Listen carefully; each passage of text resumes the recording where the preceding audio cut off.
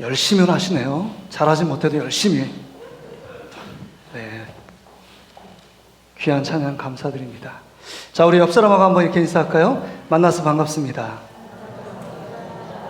여러분, 이 오늘 한 번의 예배가 여러분 인생을 바꾸는 예배일 수 있습니다. 가정이 힘듭니까? 또 직장, 사업장 일터가 만만치 않습니까? 이 한 번의 예배, 하나님의 임재와 하나님이 함께 하시는 이 예배를 통해서 여러분의 가정과 직장, 사업장이 바뀌는 놀라운 축복의 현장이 되시기를 주의 이름으로 축복합니다.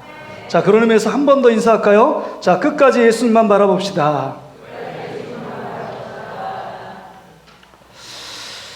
우리 믿음의 고백 함께 외치며 우리 예수님께 한 걸음 더 나아가기를 원합니다. 하나님은 나를 사랑하신다. 하나님은 나를 향한 크고 놀라운 계획을 갖고 계신다.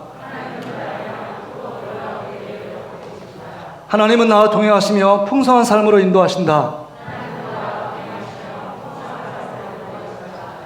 할렐루야. 그렇게 하실 줄 믿습니다.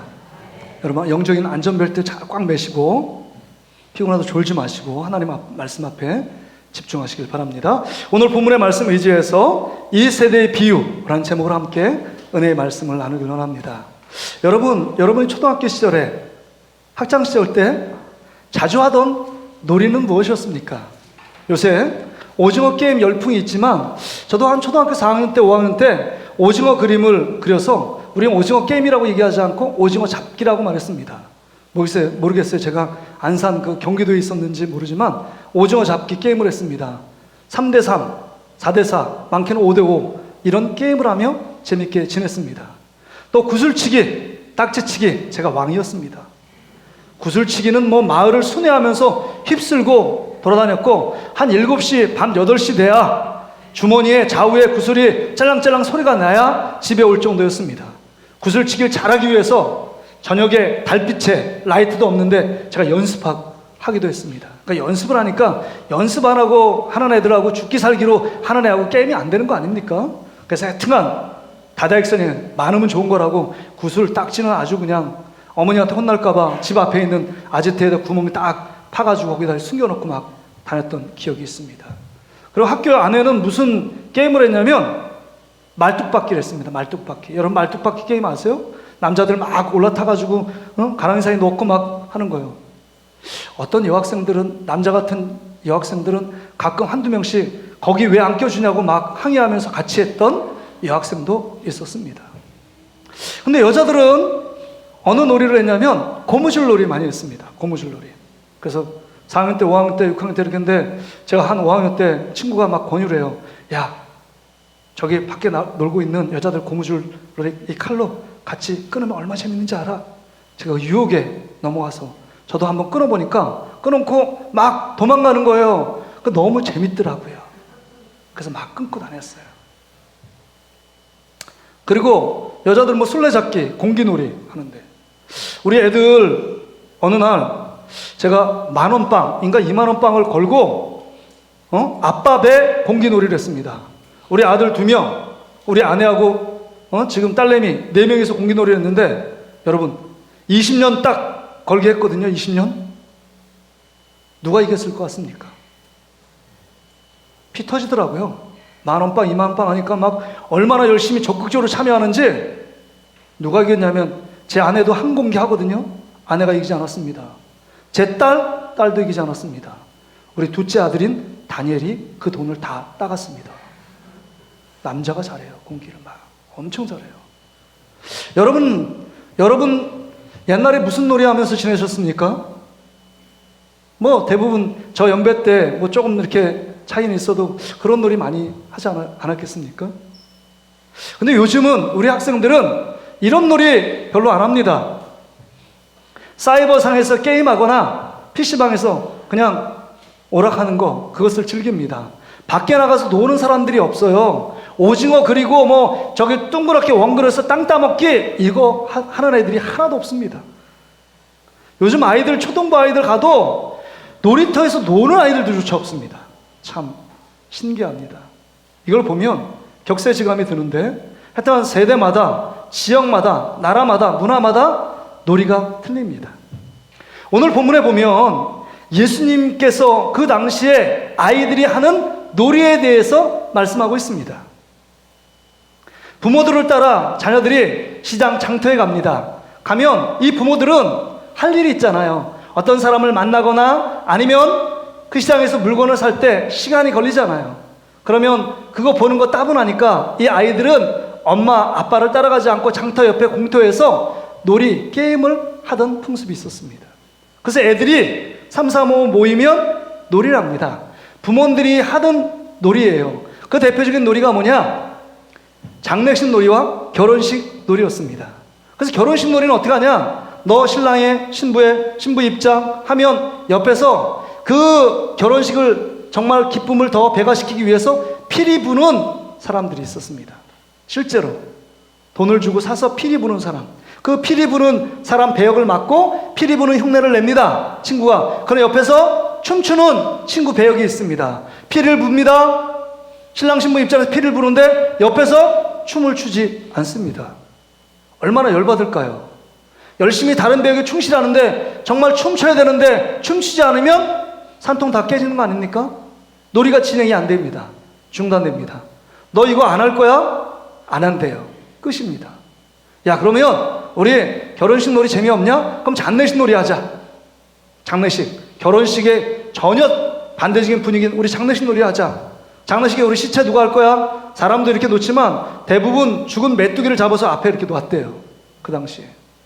놓고 그 다음에 이제 곡하는 소리꾼이 있습니다. 소리 잘하는 슬픈 노래를 부르는 소리꾼 역할. 그 다음에 그 소리꾼을 들으면 대부분은 거기에 상을 당한 가족이었겠지만 가슴을 치면서 아이고 아이고 하면서 그것에 반응하고 슬픔을 반응하는 배역들이 있습니다. 그래서 이제 장례식에 놀이를 하는데 옆에서 소리꾼이 열심히 슬픈 노래를 부릅니다. 애곡을 합니다. 그런데 전혀 반응하지 않는 거예요. 가슴을 치거나 슬픈 기색이 아무것도 없습니다. 그럼 뭐예요? 놀이가 놀이답지 않잖아요. 놀이라는 것은 아무리 시시해도 적극적으로 참여하고 막 이렇게 뭔가를 막 하면 되잖아요. 만원빵 넣고 공기 놀이하니까 얼마나 재밌는지요. 피 튀기잖아. 너무 재밌는 거예요. 하나 옆에서 막 실수하면 내 기회야 막 그러면서 적극적으로 참여할 때 기쁨이 있는 거 아닙니까? 오늘 이 놀이를 통해서 예수님이 비유로 말씀합니다. 근데 여러분, 우리가 주목할 것은 왜 예수님이 비유로 말씀하시느냐 하는 겁니다. 비유는 한 가지 강력한 메시지를 전달하기 위한 예수님이 자주 쓰는 특별한 설교 방식이었습니다. 그래서 예수님은 가는 곳곳마다 현재 시청각 자료 옆에 있는 모든 것들을 동원해서 알기 쉽게, 그 다음에 그 내용 안에 한 가지 메시지를 강조하기 위해서 비유로 전해 주었습니다. 그래서 오늘 이 장터에 놀이하는 아이들의 모습을 비유로 설명해 주고 있는 겁니다. 그렇다면 여러분, 오늘 16절의 말씀을 보세요. 왜 이 비유, 한 가지 목적, 한 가지 분명한 메시지가 뭘까 하는 것입니다. 16절 보세요. 이 세대를 무엇으로 비유할까? 비유하건대 이렇게 기록합니다. 그러니까 이 세대를 비유하기 위하여 오늘 장터 이야기를 예수님께서 꺼낸 겁니다. 아이들의 놀이 문화를 보고 있는데 예수님께서 그 놀이 문화, 모든 사람들 어른부터 아이까지 다 알고 있는 놀이 문화를 비유를 통해서 이 세대의 특징을 비유로 설명해 주고 있는 것입니다. 그럼 이 세대의 특징이 뭘까요? 이 세대의 특징은 한마디로 말해서 영적인 무감각한 세대입니다. 한번 따라합시다. 영적인 무감각한 세대. 다시 한번요. 자, 그 영적인 무감각한 세대는 뭐예요? 다시 말해서 반응하지 않는 세대입니다. 따라합시다. 반응하지 않는 세대. 오늘 예수님께서 이 비유를 통해서 말씀하기를 원하는 것은 너희들 이 세대는 반응하지 않는 세대다. 영적으로 불감증, 영적인 마비된, 영적인 무감각한 세대라고 예수님께서 이 비유를 통해서 말씀을 외치고 있는 것입니다. 그렇다면 여러분, 오늘 이 말씀을 통해서 그럼 이 이스라엘 백성 말씀을 듣고 있는 이 자들이 무엇에 반응하고 있지 않은가? 그것을 살펴봐야 합니다. 첫째는요, 오늘 본문에 보니까 여러분 15절에 보세요. 귀 있는 자는 들을지어다. 하나님 말씀을 들어야 되는데 하나님 말씀에 대해 무감각하고 있는 이스라엘 백성들의 모습입니다.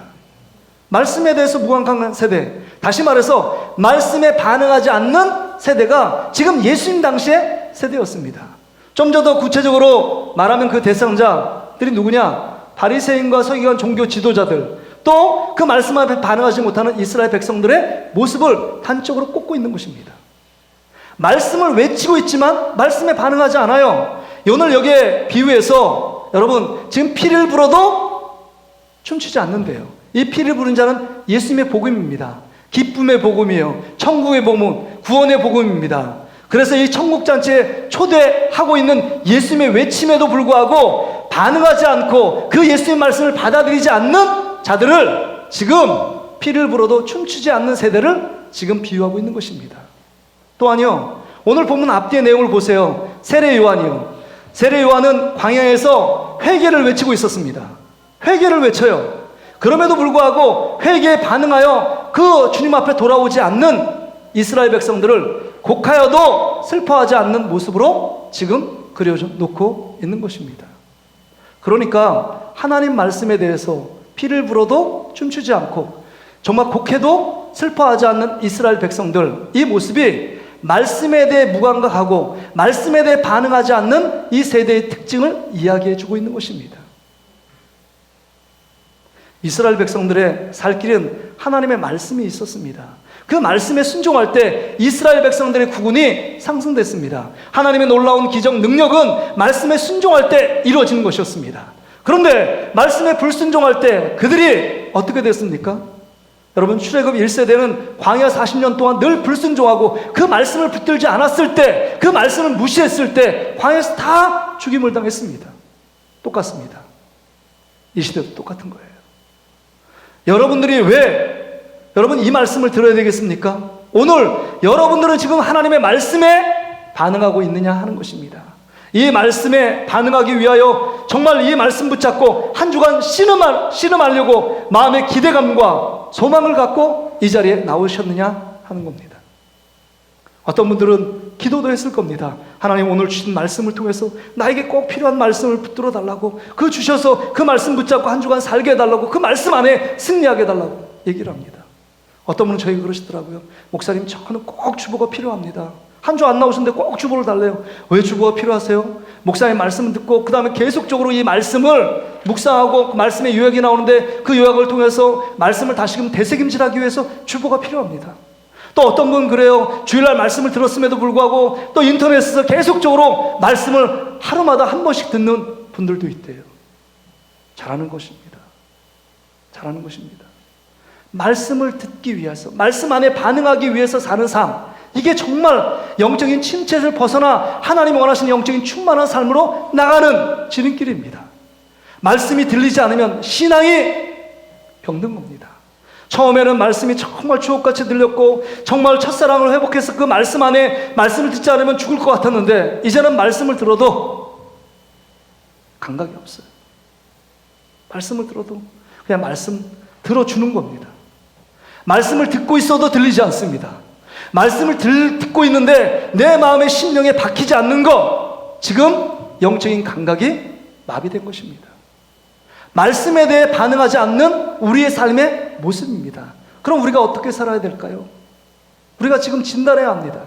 우리의 모습도 지금 예수님이 말씀했던 것처럼 말씀에 대해 반응하지 않는 세대 가운데 있는 것처럼 나도 말씀에 반응하고 있지 않은가, 말씀을 사랑하고 말씀을 듣고 있지 않는 나의 모습을 보며 여러분, 주님 앞에 다시금 말씀이 회복되어지고 말씀이 들리게 해달라고 하나님께 기도해야 합니다. 우리가 11월 셋째 주가 추수감사주일입니다. 한 2년 동안 우리가 목장생활 구역 예배를 못 드렸습니다. 코로나 때문에요. 근데 이제 올해까지는 식사를 못할 것 같아요. 그러면 예배 끝나고 1부 예배를 드리든지 2부 예배 구역 식구들 모여서 함께 모임을 갖기를 원합니다. 그래서 말씀을 같이 구역 안에서 읽기를 원해요. 그것을 연습시키고 훈련시키기 위해서 우리 구역장들은 지금 모여가지고 그 다음에 카톡방에서 함께 말씀을 창세기부터 읽어 내려갑니다. 월요일부터 한 장, 창세기 1장부터 시작해서 금요일까지 5장이에요. 지금 10장까지 읽었습니다. 내일은 11장 읽는 거예요. 월요일부터 금요일까지 하니까. 그 다음에 그 말씀을 딱 올리면, 교육자가 올리면 거기다가 읽었습니다. 반응하는 거예요. 네 라고 반응하는 겁니다. 그러니까 말씀을 읽고 말씀을 읽었으면 그 말씀에 대한 반응이 있어야 돼요. 오늘 말씀을 듣고 여러분 반응하는 저와 여러분 되시기를 주의 이름으로 축복합니다. 할렐루야. 첫 번째는 아멘으로 반응하셔야 돼요. 아멘이요. 아멘하면 고린도후서 1장 27절에 아멘 아멘 하여 하나님께 영광 돌린다. 아멘만 해도 하나님께 영광 돌린대요. 그러니까 정말 부흥하고 살아있는 교회들 보면 저는 아멘을 별로 강조를 하지 않아서 제 책임도 있겠지만 아멘해야 합니다. 제가 사역 가운데 한 6개월 정도를 쉰 적이 있는데 그 순복음교회를 다녀본 적이 있어요. 근데 조용히 목사님 막 설교하는데 별 말씀 아닌데도 옆에 앉았는데 막 놀래. 뭐 아멘 부대가 있는 것도 아니고 그냥 아멘을 너무 크게 하는 거예요. 진짜 아멘 할 때 아멘하고 진짜 아멘 안 할 때도 아멘을 해요. 그냥 아멘이 그냥 훈련이 된 겁니다. 근데 너무 훈련이 안 됐어요. 우리. 여러분 작은 일에 충성하십시오. 오늘 말씀을 듣고 아멘으로 반응하는 저와 여러분 되시기를 주의 이름으로 축복합니다. 아멘. 뿐만 아니라 여러분 이 말씀 속에서 우리의 생명이 있잖아요. 말씀이 우리를 변화시키는 겁니다. 말씀이 소망 아닙니까? 말씀이 생명이에요. 말씀이 없으면 영혼이 핍절합니다. 영혼이 늘 궁핍해요. 그러니까 영적인 침체에 빠지는 겁니다. 힘이 없어요.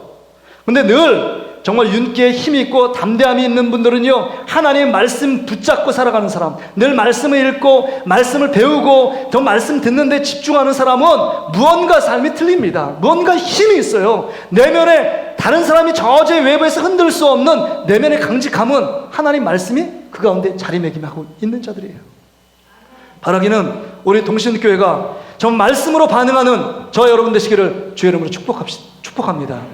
한번 따라합시다. 말씀 안에서 반응합시다.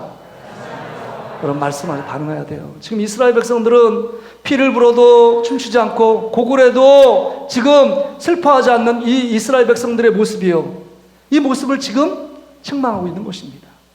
우리 말씀으로 다시금 일어나는 우리 모든 성도들 되시기를 주의 이름으로 축복합니다. 또한 여기 보니까 여러분 무엇에 무감각하고 있었느냐, 무엇에 반응하고 있지 않느냐, 죄에 대해서 무감각했습니다. 죄에 대해서. 여러분 지금 세례 요한은요, 앞뒤 문맥을 보세요. 계속적으로 회개를 외치고 있습니다. 회개를 외치고 있습니다. 회개하는 자가 12절에 보니까 세례 요한의 때부터 지금까지 천국은 침노를 당하나니 침노하는 자는 빼앗느니라. 회개하는 자가 천국에 들어갈 수 있다는 말하는 겁니다. 뿐만 아니라 예수님도 첫 설교가 회개하라 천국이 가까웠느니라 라고 말씀합니다. 왜 회개를 강조할까요? 지금 이스라엘 백성이 죄 가운데 있기 때문입니다. 죄를 짓고 있는데도 불구하고 자기가 죄인인, 극단적인 죄인임에도 불구하고 죄인인지 깨닫지 못하는 이스라엘 백성들의 그 영적으로 자각시키기 위해서 회개하라고 말합니다. 회개하라고 말해요. 빛 대신 예수님께서 어둠, 죄 가운데 있는 그들에게 죄에 대해서 지적하고 있는 것입니다. 근데 그들이요, 죄에 대해 지적하니까 싫어해요. 싫어하는 게 결론적으로 예수님을 십자가에 못 박은 것입니다. 여러분 죄가 얼마나 심각해요.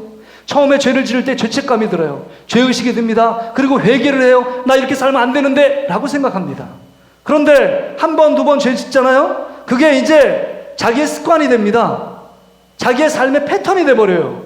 그러니까 그냥 죄 짓는 것이 상식되고 습관화되고 편안함이 됩니다. 그러니까 살이 뼈에 딱 달라붙는 것처럼 죄가 우리 것이 되고 내가 죄 아래 거하는 삶이 됩니다. 노숙자들을 제가 전에 있는 교회에서 많이 만났거든요. 이유는 뭐냐면 목요일마다 점심때 맨날 이렇게 매일마다 이렇게 구제해달라고 돈 좀 달라고 막 사무실에 찾아오기 때문에 일주일에 목요일 점심때 11시 때 모여서 간단하게 예배드리고 얼마를 주냐면 500원짜리 동전을 줍니다. 사무실 다 바꿔놔요. 그러면 여러분 얼마나 찾아올 것 같아요? 500원 동전 준다고 하면? 저는 그냥 처음에 이제 사회복지부 이제 그거에 관련돼서 제가 그거를 인도해서 예배도 드리고 있는데 저는 몇 명 안 올 거라고 생각했어요. 근데 250명에서 300명이 옵니다. 지하 소예배실에 꽉 차요. 한 300석이 꽉 찹니다. 대부분 노숙자들이에요. 그럼 노숙자들 되는데 처음에는요, 제가 비유가 약해서 너무 냄새가 나서 토할 뻔했어요. 근데 지독한 냄새를 나는데도 이 사람들은 잘 모릅니다. 그래서 노숙자가 인터뷰하는 기사를 제가 이렇게 영상을 이렇게 봤거든요. 처음엔요, 노숙자가 되면서 몸을 안 씻으면 찌푸둥해서 뭔가 불편했대요. 근데 이제 계속적으로 안 씻으니까 안 씻는 게 너무 편하고 너무 습관이 된 거예요. 그래서 씻지 않아도 아무런 불편함이 없어요. 그래서 자기가 자기 냄새에, 배에 있는 게 냄새에 익숙해지니까 자기가 엄청 지독하고 불쾌한 냄새가 풍긴다는 걸 알지 못합니다.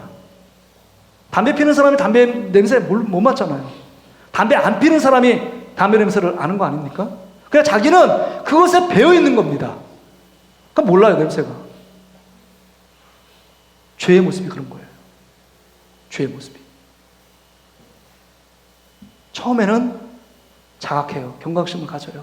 근데 두 번, 세 번 계속 습관적으로 죄를 지으니까 이제는 습관적으로 회개하는 것이 아니라 이제 습관적으로 회개하는 거 포기하고 이제는 회개하는 걸 잊어버립니다.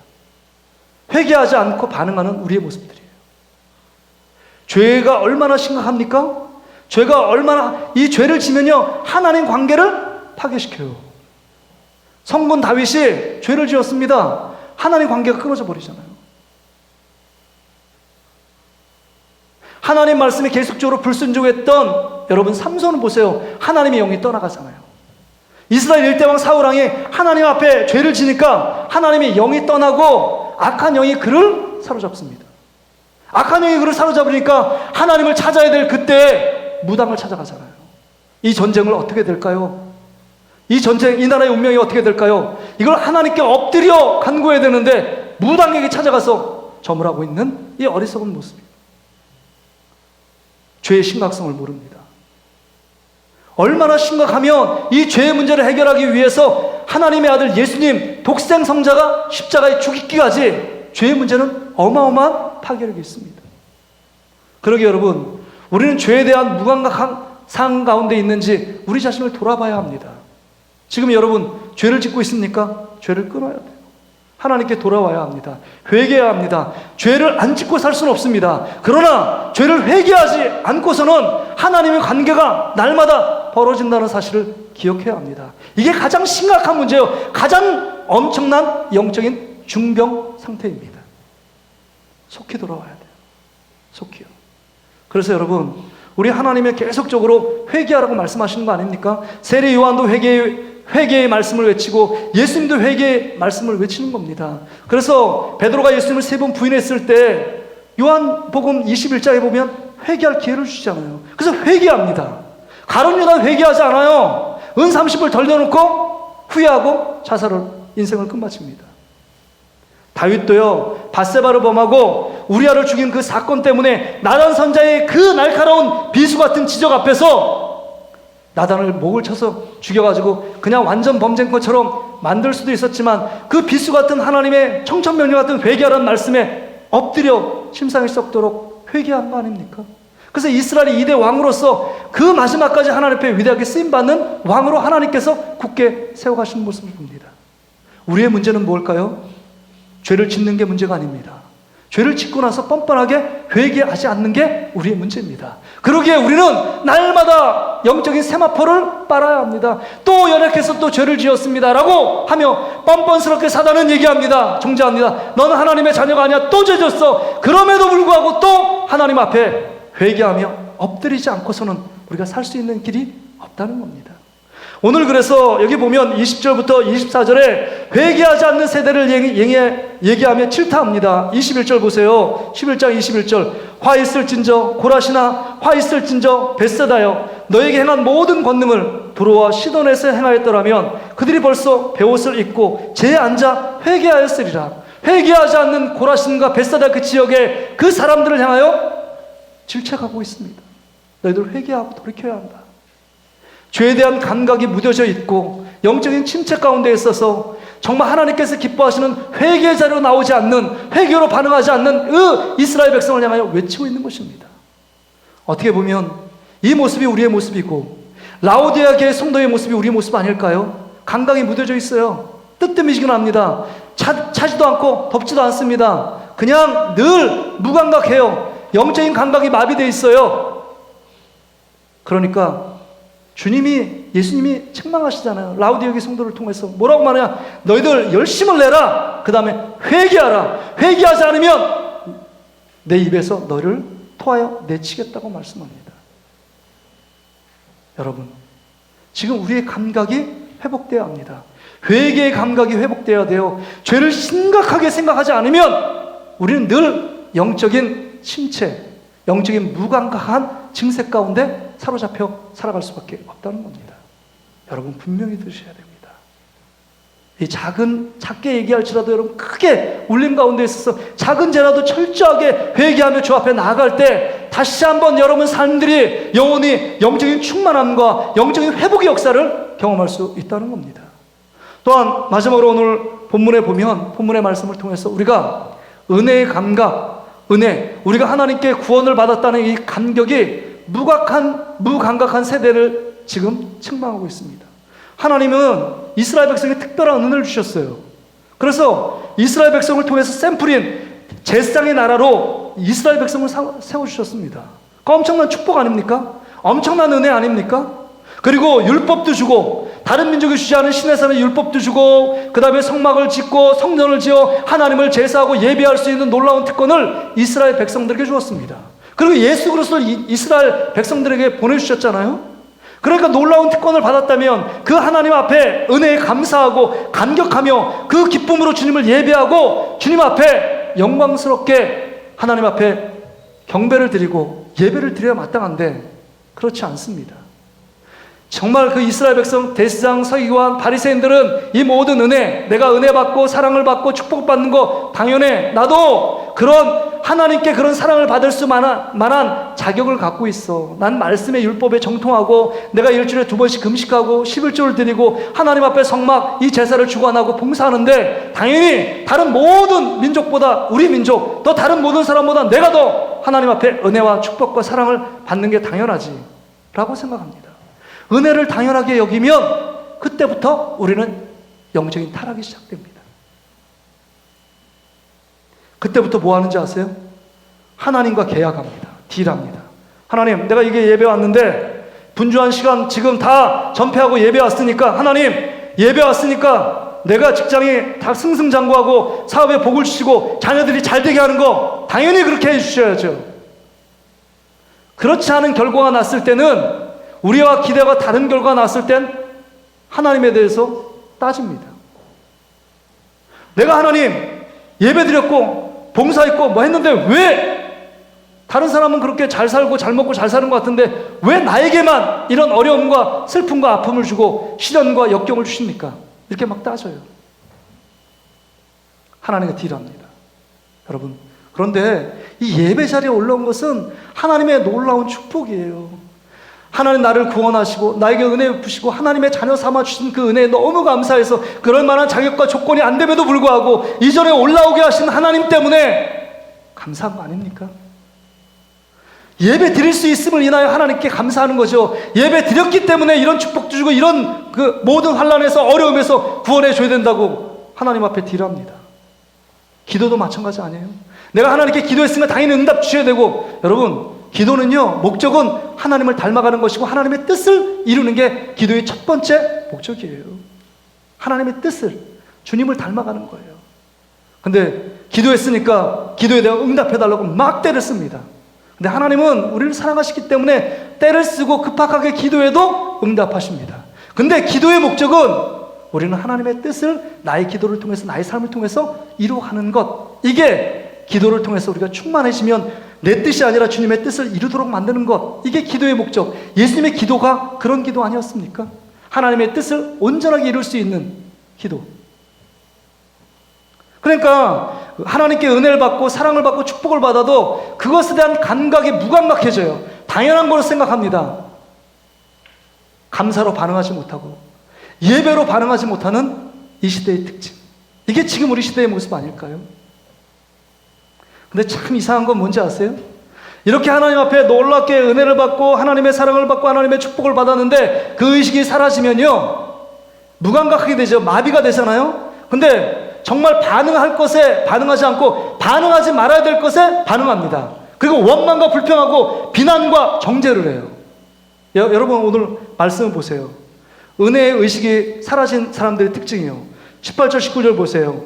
요한이 와서 먹지도 않고 마시지도 아니하며 그들이 말하기를 귀신이 들렸다더라. 지금 요한이요, 광야 가운데 금욕적인 생활을 합니다. 선지자로서 마지막 선지자 아니에요? 그래서 금욕생활하고 메뚜기의 석정을 먹고 그 다음에 이 띠를 띠면서 정말 하나님 앞에 회개의 말씀을 선포합니다. 그러니까 이 바리새인과 종교 지도자들이 하는 말이 왜 우리와 같이 살지 않고 유별나게 하나님 믿냐고 막 핀잔합니다. 우리가 먹고 마시는 것처럼 마시지 왜 너희는 금식만 하고 있느냐 얘기하면서 네가 이렇게 힘있게 말씀을 전하는 거 보니까 이건 귀신이 너희 몸속에 들어가서 하는 짓이다 이렇게 비난합니다. 예수님도 늘 복음을 전하고 그 다음에 병든 자를 고치고 죽은 자를 살릴 때 그들이 뭐라고 했냐? 귀신의 왕 바알세바를 힘입어 이런 일을 했다고 맨날 비난하고 정죄했어요. 지금 세례 요한에게 비난하고 정죄의 칼을 지금 휘두르고 있는 것입니다. 또한 여러분 여기 보세요. 19절에 인자는 와서 먹고 마시며 말하기를 보라 먹기를 탐하고 포도주를 즐기는 사람이요 세리와 죄인의 친구로다. 지금 먹고 마시지 않는 세례 요한에서 책망했다면 너무 먹고 마신다고 여러분 예수님이 오신 것은 기쁨의 잔치예요. 피리를 불고 춤춰야 합니다. 왜요? 예수님이 오셔서 그렇게 기다린 메시아가 와서 죄의 문제를 해결하고 하나님의 자녀가 됐고 천국 백성이 되고 영원한 영생을 주시기 위해 오셨다면 이제 우리가 기뻐하고 춤춰야 될 거 아닙니까? 그래서 늘 예수님은요 죄인들과 그 다음에 세리들과 함께 모여서 잔치를 벌였습니다. 이게 뭐예요? 천국 잔치를 상징하는 거 아닙니까? 근데 늘 먹는 일만 탐한다고 이 종교 지도자들은 비난과 정죄의 화살을 쏩니다. 너는 너무 먹어. 맨날 포도주를 탐해. 너무 그것에 빠져 있어. 라고 정죄합니다. 여러분, 은혜의식이 사라지면 이런 거예요. 모든 것이 은혜의식이 회복되면 모든 것이 은혜예요. 없는 것도 은혜예요. 있는 것도 감사고 이것도 감사, 저것도 감사, 저것도 다 은혜라고 생각합니다. 비난과 비판과 원망이 사라져요. 근데 은혜의식이 사라지면요 비난과 원망합니다. 그러니까 여러분 반응하지 말아야 될 게 계속 반응해요. 그것은 또 열정을 갖고 다른 사람은 비난하고 정죄하고 원망하고 불평하는 일은 열심을 냅니다. 하나님에 대해 찬양하고 하나님께 영광 돌리는 일에는 무감각합니다. 이게 은혜의 의식이 사라진 자들의 삶의 특징입니다. 우리의 모습은 어떻습니까? 모르겠어요. 여기 앞에서 우리 부목사님이 찬양을 드리는데 제가 이렇게 보는데 표정이 그렇게 두 곡을 부르는데 찬송가예요. 다 부르는데 마스크를 쓰니까 찬양을 부르고 있는지 안 부르고 있는지 몰라요. 코로나19 속에서 있어서 이게 사회적 거리두기에서 이제는 다 이게 익숙해져 있는지 여러분 몰라요. 적극적으로 반응하며 하나님을 찬양해야 되는데 찬양하지 않습니다. 이제 립싱크해도 아무 몰라요. 마스크 더 썼으니까 더 모릅니다. 그럼 하나님 아시잖아요. 우리가 찬양을 부를 때도 말씀을 들을 때도 하나님을 예배할 때도 여러분 은혜의식이 다시 회복되어 하나님 앞에 전심으로 주님께 드리는 저와 여러분 삶 되시기를 주의 이름으로 축복합니다. 여러분 오늘 본문의 말씀을 통해서 그렇다면 여러분들은 무엇에 반응하고 있느냐 하는 것입니다. 우리가 반응하는 것은 세상적인 것에 반응합니다. 정욕적인 것에 반응합니다. 육체적인 것에 반응하고 자극적인 것에 반응합니다. 요새는 기사를 써서 밋밋하게 미담은요 별로 이슈가 안 돼요. 막 스캔들 터진 거 이슈가 됩니다. 김선호가 그랬대 이게 막 이슈가 돼서 다 알아요. 쓸데없는 거 엄청 잘합니다. 좋은 일은요 별로 기억을 못해요. 점점 더 자극적이고 점점 더 죄악 쾌락적으로 점점 더 달려가는 우리의 모습이에요. 그래서 사도 바울이 얘기해요. 더 무정한 시대가 되고 있다. 더 배신하고 그 다음에 자기 배만 배부리는 시대에 살고 있다. 극히 이기적인 시대로 점점 더 나가고 있는 우리의 모습입니다. 나에게 유의가 안 되면 절대 반응하지 않습니다. 그래서 여러분 영적인 침체 시대에 사무가 있대요. 사무 4가지. 없는 게 있는데 뭐냐? 우리 신앙생활에 영적인 침체가 다가왔다. 무관심하대요. 무관심. 하나님이 우리를 사랑해서 구원했음에도 불구하고 그러면 하나님을 더 사랑하고 뜨겁게 형제자매들을 사랑하고 보듬어야 되는데 무관심하대요. 영적인 침체가. 또 오늘 말씀한 건 무감각하대요. 기쁜지 슬픈지 별로 관심이 없어요. 그냥 날 잡습니다. 그거하고 조금 비슷한 증세가 무기력이에요. 열정이 사라집니다. 무기력. 열정이 사라져요. 하나님을 향하여 내가 무엇을 해야 되는지 분명한 목적, 비전 이게 없습니다. 하루하루 시간만 죽이는 거예요. 무기력증. 그 다음 마지막 4번째 무의미한 것에 집중한대요. 무의미한 게. 하나님 원하는 가치, 하나님 원하는 말씀, 하나님의 뜻에 민감하게 반응하지 않고 무의미하고 가치 없는 것에 시간을 투자하고 물질을 투자하고 내 정력을 투자합니다. 이게 영적 침체의 네 가지 없는 특징이래요. 우리의 모습을 돌아봐야 합니다. 우리의 모습을 돌아봐야 돼요. 그럼 오늘 하나님께서 우리 가운데 이렇게 이 장터의 비유를 통해서 우리에게 말씀하시는 이유가 뭐냐? 우리에게 들어야 합니다. 이건 경고의 나팔을 지금 분 겁니다. 빨간 경고의 신호등이 깜빡깜빡 켜지고 있는 거예요. 너희들 지금 영적으로 무감각하지 않니? 너희들 전혀 반응하지 않고 있지 않니? 너희들 저 영적인 침체에 빠져 있지 않니? 그것에 갇혀 살고 있지 않아? 이렇게 지금 얘기하는 겁니다. 거기서 돌이키고 나오라는 거예요. 그렇지 않으면, 지금 돌이키지 않으면 너에게 엄청난 결과를 초래하기 때문에, 주님이 사랑하시기 때문에 기회를 주고 있는 것입니다. 주님이 사랑하기 때문에 다시금 메시지를 통해서 다시금 이스라엘 백성들을 이 말씀으로 다시금 깨워 인도하기를 원하시는 하나님의 뜻이 여기에 담겨져 있는 것입니다. 여러분, 그런데 우리의 질병 속에 우리가 이렇게 자각하고 나면, 저도 맹장이 터졌는데, 맹장은 배가 아파요. 좀 터져가지고 수술했거든요. 배가 아프니까 자각 증세가 있잖아요. 그럼 바로 병원에 갑니다. 아프니까 너무 못 견디겠어요. 너무 못 견디겠어요. 임신도 안 했는데 견디다 못해 10분마다 진통이 오고, 이렇게 하면 진통 안 하다가 또 이렇게 돌리면 너무 아파가지고 보니까 조금 터졌대요. 그래서 수술했거든요. 근데 자각 증세가 없는 질병들이 있어요. 간암 같은 거예요. 암 종류. 그래서 지방간이 됐다가 간경화됐다가 간암되면요, 그게 자각 증세가 나타났다, 몸에 이상 증세가 나타났다, 거의 말기예요. 거의 말기. 대장암도 그렇지만 거의 말기예요. 거의 말기. 근데 우리가 하나님 앞에 와서 내가 정말 하나님 앞에 영적으로 잘못된 길을 가고 있다, 나는 지금 정말 신앙생활 바로 해야 된다, 이런 의식을 갖고 있다면 그래도 다행이고, 오늘 주님 주시는 말씀이 정 목사님 말씀이 나에게 주신 말씀이야, 이렇게 생각하며 꼭 붙잡는데, 대부분의 사람들은, 우리 중직자들을 저거는 누구 들고 나에게 해당되는 말씀 아니야. 바리새인, 서기관, 종교 지도자는 늘 생각하기에 나는 영적으로 바르게 살고 그래도 신앙생활 잘하고 있다 라고 자부합니다. 자기에게 문제가 있는지를 몰라요. 자각하지 못합니다. 자각하지 못해요.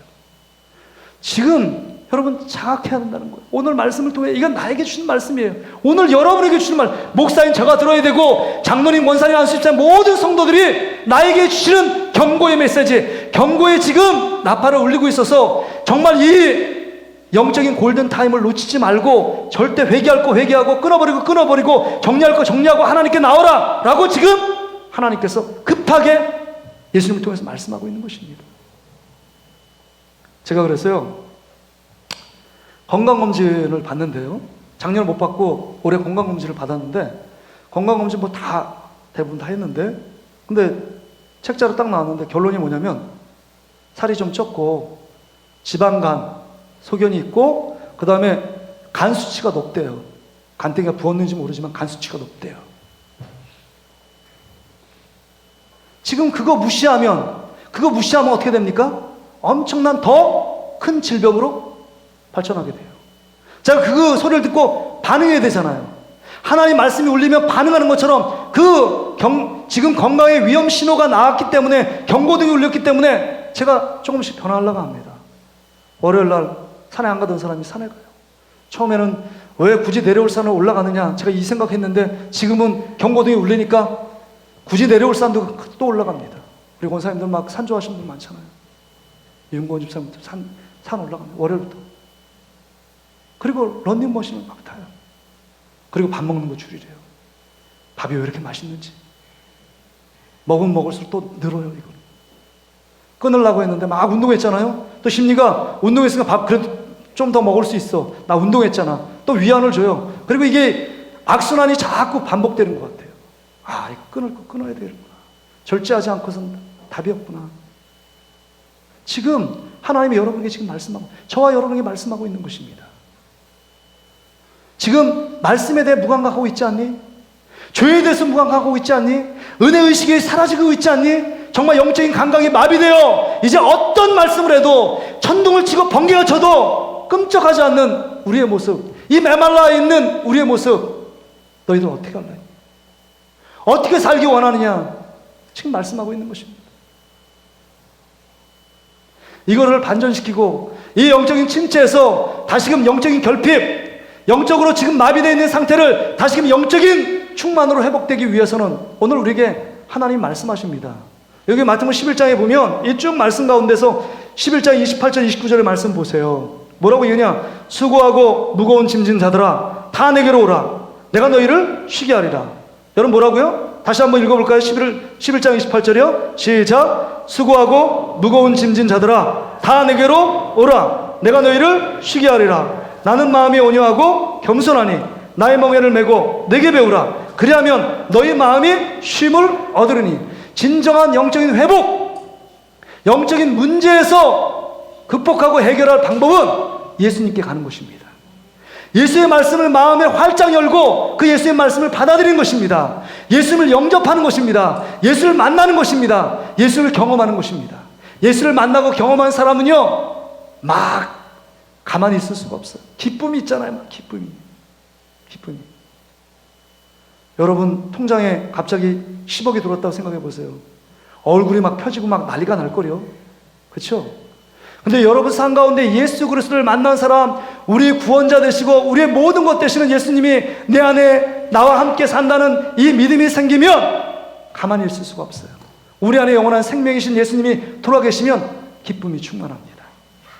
영적인 마비에서 적극적으로 정말 역동적인 신앙생활 할 수가 있습니다. 그러기에 예수님께 가야 합니다. 예수님을 바라봐야 합니다. 늘 예수님을 생각해야 합니다. 예수님과 동행해야 합니다. 예수님 손잡고 나가야 합니다. 그럴 때 영적인 침체에서 영적 충만으로 회복될 수 있습니다. 예수님께서 말씀했잖아요. 정말 공생의 3년 6개월 동안 또 33년의 생활을 살면서 예수의 마지막 유언이 뭐예요? 유언. 지금 이렇게 살아보니까 사단이 그냥 내두지 않고 질병과 여러 가지 험난한 고난, 길, 영적인 침체에 빠질 수밖에 없는 세상에 여러 가지 상황들이 있는데 너희들 이 모든 거 이기려면 내가 마지막 유언하는데 너희는 예루살렘 떠나지 말고 보혜사 성령, 그 성령의 충만함을 받을 때까지 마가다락방을 기다리라. 마가다락방에서 120문도가 저녁 기도할 때 각 사람에게 바람처럼 불처럼 성령의 충만함이 임하니까, 성령의 영이 임하니까, 예수의 영이 임하니까 그들의 삶이요 그 전과 후로 나눠지잖아요. 성령 충만 받기 전에 제자들의 모습 보세요. 쓸데없는 것에 엄청나게 반응합니다. 예루살렘 올라가서 좌의정은 누가 할 거고 우의정은 누가 할 거고 그 장관 자리 누가 차지할까 늘 시기하고 다투고 싸우는데 그들이 반응했습니다. 근데 성령 충만 받고요, 어떻게 됐습니까? 죽음의 자리에 먼저 누가 갈 것인가 그걸 고민합니다. 사명의 자리로 갑니다. 예수님의 복음의 자리, 예배의 자리 모여서 함께 주님의 은혜를 나누는 자리로 나갑니다. 이게 성령 충만 받은 사람들의 삶의 모습이에요. 그러게 여러분, 우리가 이 영적 침체 가운데 있고 말씀에 무감각하고 회개에 무감각하고 그 다음에 또 은혜에 무감각하다면 예수님께 돌아가야 합니다. 그 다음에 성령의 충만함을 기도로 간구해야 합니다. 그럴 때 예수를 만난 사람, 예수의 영을 경험한 사람은 가만히 있을 수가 없습니다. 성령 충만함 받아보니까 그래요. 너무 기뻐요. 내 앞에 놓인 환경이 전혀 변화되지 않고 결핍이 있고 부족함이 있고 여러 가지 내 능력이 부족할지라도 성령 충만 받고 예수를 충만하니까요, 배는 게 없어요. 기쁨이에요. 그래서 사도 바울이 술 취하지 말라, 이는 방탕한 것이니 오직 성령으로 충만을 받으라, 이렇게 말해요. 성령 충만 받으면 게임 끝납니다. 예수의 영이 충만하니까 내가 나를 이끌어가지 않아요. 내 인생의 주인 되신 예수님이 나를 이끌어가니까 기쁨이 충만합니다. 영적 침체요? 영적인 감각이 마비돼요? 아닙니다. 이젠 피리 부르면요 덩실덩실 춤을 출 수 있어요. 옆에서 곡을 하면요 가슴을 치며 회개할 수가 있는 게 여러분 성령 충만 받으면 그런 반응이 일어납니다. 여러분 다시 한번 죽었던 감각이 회복되고 예수 그리스도 안에서 다시금 살아가는 놀라운 축복들을 경험하는 저 여러분 되시기를 주의 이름으로 축복합니다. 우리 이 시간 같이 한번 피아노 반주 맞춰서 한번 기도하겠습니다.